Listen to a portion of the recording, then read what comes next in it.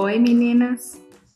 Como prometido, eu vou falar aqui com vocês um pouquinho sobre a mastectomia. Bom, é importante eu falar que o tipo de câncer de mama que eu tive foi o luminal A, que é aquele tipo hormonal. Tá, o meu protocolo de tratamento seria iniciar pela cirurgia. Eu já ia fazer, então a primeira coisa que eu ia fazer no meu tratamento seria a cirurgia. Eu tive na mama esquerda. Na oportunidade, os médicos optaram por já fazer a mastectomia na mama esquerda, porque a situação que eu estava eu tinha um nódulo e apontava os exames que ele era multifocal, então tinha célulazinhas de câncer já em volta.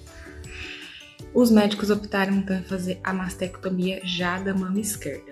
Em relação à mama direita, eles falavam que era o ideal esperar o exame genético, o painel genético, que demorava um pouco para ser feito. E tudo bem, a gente agendou essa cirurgia e estava tudo pronto, já tinha feito consulta com um anestesista, com tudo pronto, gente. E eu conversei com várias amigas que tiveram câncer de mama triplo negativo. E algumas começaram o protocolo pela quimioterapia. E o nódulo de câncer delas sumiram. O triplo negativo tem uma resposta muito alta na quimioterapia. E esse dia me despertou. Eu falei, eu quero fazer a quimio antes também. E aí eu agendei uma consulta com o meu médico, pedi para fazer a quimioterapia antes. E ele me falou, Natália, tudo bem, pode fazer, mas eu não quero que você vá para quimioterapia com toda essa expectativa, porque pode ser que não suma. O tipo de câncer de mama que eu tive, o luminal A, não tem tantas respostas na quimioterapia. Ele tem maiores respostas na hormonioterapia, vocês já devem saber. E ele me falou isso, eu falei, não, tudo bem, doutor, mas eu quero fazer. E ele falou assim, pode subir. Eu falei, como assim? Aí, gente, sei que ele pediu para eu subir para já fazer as quimios naquele dia. E eu nem estava preparada, não tinha planejado nada. E nem imaginava que ele fosse autorizar a trocar a ordem do tratamento, né? Mas, enfim, isso é uma história que eu conto para vocês depois, se vocês quiserem, sobre a quimioterapia.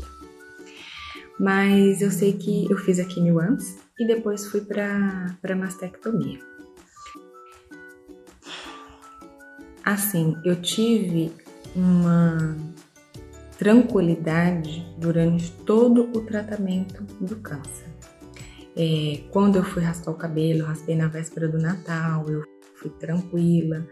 Quando teve um efeito colateral de começar a cair as unhas, eu também fui assim, recebi a notícia, não fiquei tão desesperada com isso. E eu imaginava que a cirurgia fosse mais tranquila, mas foi a pior fase do tratamento para mim, em questões emocionais. Nessa fase, como a gente foi fazer a cirurgia num segundo momento, meu painel genético já estava pronto e ele deu positivo.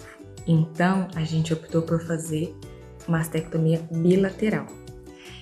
Eu já tinha essa vontade desde o início do tratamento. Eu sempre falava para ele que eu queria fazer bilateral e ele ficava neutro. Quando veio a resposta, ele falou, vamos fazer. E aí a minha cirurgia, gente, a cicatriz minha foi aqui por cima, uma cicatriz pequena, assim, deve ter, sei lá, uns 6, 7 centímetros, ela é aqui por cima, nos dois lados, né? Eu não precisei perder o mamilo e eu vou contar isso pra vocês em uma outra oportunidade, quando eu falar das quimios, que eu tive uma resposta muito alta nas quimios.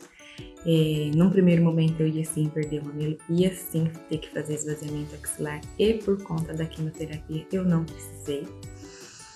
E a cirurgia, foi uma cirurgia de umas 4 ou 5 horas e tudo bem, a gente sai toda enfaixada, a gente não tem ideia de como está. E aí, gente, quando a gente faz a cirurgia, eu saí com os 2 drenos, né? Um de cada lado, tem uma foto aqui bem ilustrativa do dreno. E a gente tem que anotar toda hora que a gente for fazer o esvaziamento desse dreno, a gente tem que anotar a hora que foi e a quantidade de ml que foi retirado naquele dreno. E nesse momento, quando eu ainda estava no hospital no pós-operatório, nas primeiras horas de cirurgia, e a gente constatou que estava tendo uma hemorragiazinha. Então precisei voltar para o centro cirúrgico para conter. Foi no mesmo dia, foi algumas horas depois da primeira cirurgia.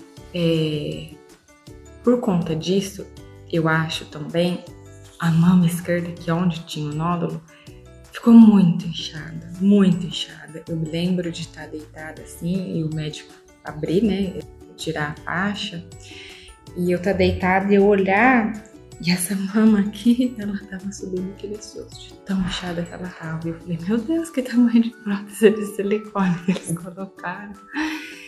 E assim, tava muito grande, meu peito tava muito inchado, muito inchado. E quando eu vi aquilo, eu fiquei em choque.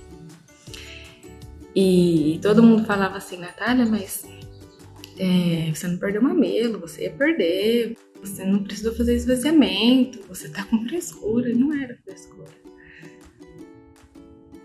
Não era frescura.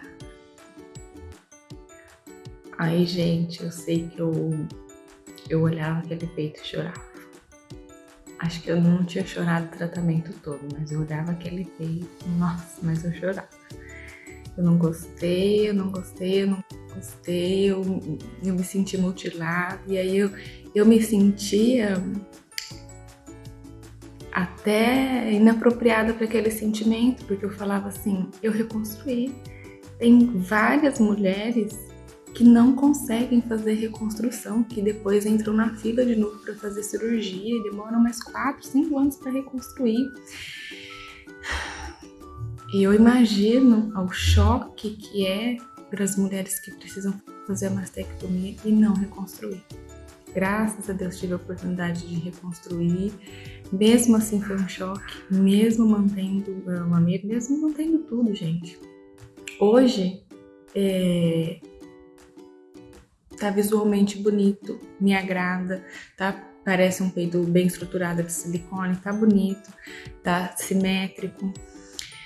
Mas, assim, nos primeiros momentos pós-cirurgia, eu achava que eu estava preparada, mas eu não estava. Foi muito difícil. Foi muito difícil. Eu ia tomar banho, eu não conseguia olhar no espelho. Eu passei dias assim, era tão desagradável para mim olhar que eu tirava o sutiã cirúrgico, né, e eu não olhava. E eu não me trocava na frente do espelho, eu não via. Eu não queria ver. Aí, gente, sei que eu passei uns 10, 12 dias sem olhar. E quando eu fui olhar, foi uma surpresa, porque ele já tinha desinchado muito. Eu saí, assim, a última visão que eu tive foi de um peito me dando aqui, de tão gigante que tava. E depois de uns 10, 12 dias, ele já tinha desinchado pra caramba. Então, tava começando a ficar bom. Tava começando a ficar com aquela expectativa, com aquela ideia que eu olhava, que eu visualizava na minha mente de um peito de prótese de silicone, bonito, redondo, estruturado. Tava começando a ficar assim. Ainda tava grande, a mama esquerda ainda tava desproporcional, porque ela tava bem maior do que a outra, né, em relação ao inchaço. E assim, para vocês que ainda vão passar por isso, se preparem nesse sentido de vai ficar ruim para ficar bom. A imagem que a gente tem, assim, no primeiro momento de cirurgia, pós-cirurgia, não é legal. Ainda que a gente faça a reconstrução, ainda que a gente mantenha tudo, ainda é um choque. Fica uma área, assim, totalmente mexida. Fiquei muito roxa. Eu ainda sou branquinha, ficou bastante roxo mesmo. Então, assim, todos os aspectos que eu olhava, eu não gostava. Mas hoje ficou muito bom. Hoje ficou uma mama igual a gente olha prótese de silicone nas fotos de modelos por aí. Ficou muito legal, ficou simétrico, não ficou torto. Então, se preparem nesse sentido de vai melhorar, sabe? Gente, em relação ao dreno, o pessoal tem bastante receio de dreno, parece que é agoniante, parece que dói, parece que incomoda. Não incomoda. Na verdade, a gente perde a sensibilidade. A minha cirurgia tá com um pouquinho mais de 6 meses. Até hoje eu não tenho sensibilidade. Pode ser que vai retornando aos poucos. Ainda que retorne, os médicos já alertam que a nossa sensibilidade vai continuar sendo reduzida se voltar. Eu não tenho. E justamente por não ter, eu acho que eu não sofri muito nesse sentido de ter dor. Até a minha região assim embaixo do braço, até hoje é adormecida. Atrás, assim, no braço atrás, aqui na axila, totalmente adormecida, a mama toda totalmente adormecida, a gente não sente. Mas não é, gente, aquela sensação de formigamento, igual a gente, minha mão adormeceu, tá formigando. Não, a gente não sente nada. E o dreno, por conta disso, também não doía, porque estava adormecida. É mais uma sensação de agonia, assim, visualmente, parece que tá incomodando, mas não tá. Tanto que eu imaginava quando eu via outras meninas, eu falava assim, como que aquele sutiã cirúrgico apertado vai ficar em cima do dreno, vai machucar, vai, sei lá, vai sair, e não sai. Na retirada também a gente sente um movimento assim por trás, sabe? Movimentando, mas assim, na região onde está tirando mesmo, a gente não sente, não dói para tirar. Eu fiquei com o meu dreno 18 dias, porque quando ia dar 15 dias a gente ia tirar, só que foi numa sexta-feira. Ia dar numa sexta-feira e era feriado, então a gente antecipou para quinta. E aí o médico falou, olha, vamos tentar manter mais esse final de semana, você vem na segunda para tirar. E a gente fez isso, por isso que estendeu um pouquinho para 18. No momento de tirar, saiu um pouquinho de líquido, mas só da mama esquerda, da mama direita não saiu nada. E depois não tive nenhum problema. Tem pessoas que às vezes tiram o dreno e continuam produzindo líquido, até tem que fazer uma punção para tirar. Esse líquido eu não tive, talvez seja por isso ter ficado uns dias a mais, não sei. Gente, uma coisa importante para alertar vocês é a preparação que a gente vai ter para o pós-cirúrgico. Porque a gente tem uma redução de movimento, limitação de movimento dos braços. A gente não pode erguer o braço acima de 180 graus, a gente não pode carregar peso, fazer força, nada disso. Então, pensa, a gente não consegue pegar uma toalha no box se a gente for tomar banho sozinhas. A gente não consegue lavar o cabelo, porque você não ergue o braço. E até foi bom ter feito aquilo antes nesse sentido, porque eu tava careca, né? Então não tinha esse problema de ficar lavando o cabelo.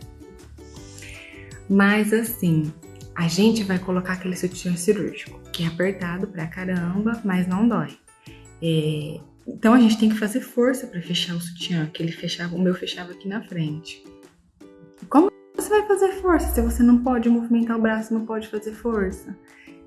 Vejam, até para vestir o sutiã, a gente precisa de auxílio. Então se organizem nesse sentido.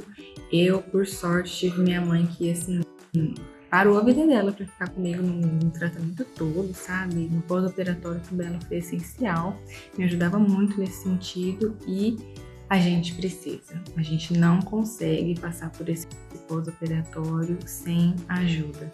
Se organizem nesse sentido. Uma coisa, gente, que me ajudou muito foi ter feito pilates antes da cirurgia. Porque tem um exercício no pilates que a gente fica com o corpo igual a um V. Eu vou pôr uma foto minha aqui fazendo para vocês e vocês vão ver. É como se a gente estivesse deitado e ficasse levantando o tronco. E isso gera uma força abdominal. Isso foi um exercício assim que me ajudou muito a diminuir minha dependência, sabe? Porque eu tava deitada, com isso eu conseguia levantar sozinha, sabe? Eu colocava sempre a mão assim, porque você vai no automático, você coloca a mão e quando você vai ver, tá fazendo força já no músculo peitoral. Então, eu sempre fazia isso, eu colocava as mãos aqui como se eu estivesse fazendo um abdominal. Colocava as mãos aqui e levantava da cama ou da cadeira de onde eu estivesse. Pelo menos isso eu tentava fazer sozinha, né? Levantar, movimentar e tudo mais. Isso me ajudou. Então, quem puder fazer uma preparação nesse sentido, ajuda muito.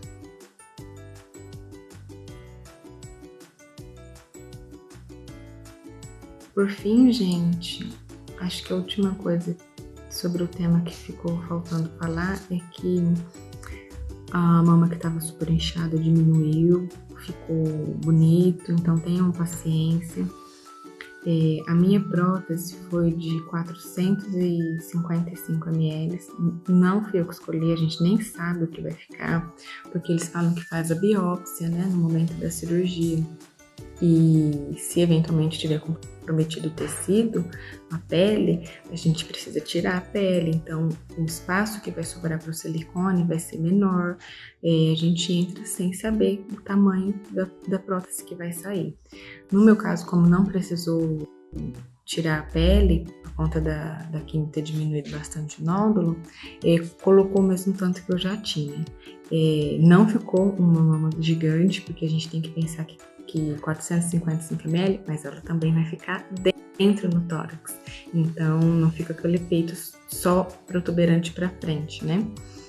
Apesar de ter sido uma prótese grande, 455 não ficou visualmente exagerado, eu sou magra, eu sou pequena, ficou proporcional, ficou bom, bem próximo do tamanho que já tinha.